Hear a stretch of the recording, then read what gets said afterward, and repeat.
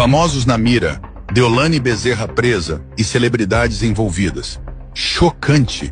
Deolane Bezerra foi presa em uma grande operação contra a lavagem de dinheiro em Recife e o foco está em uma plataforma de apostas online que muitos famosos já divulgaram. A Esporte da Sorte. Quem está envolvido? Léo Santana, que é o embaixador da empresa, além de Michel Teló, Virgínia Fonseca, Carlinhos Maia, Pedro Scooby e até Loren Prota. Esses e outros nomes poderosos estão ligados à plataforma que está no centro do escândalo. E tem mais. A Esporte da Sorte não só patrocinou o BBB 23, como também fez uma festa exclusiva dentro da casa este ano. Será que esses famosos sabiam de algo? Fique ligado para mais atualizações.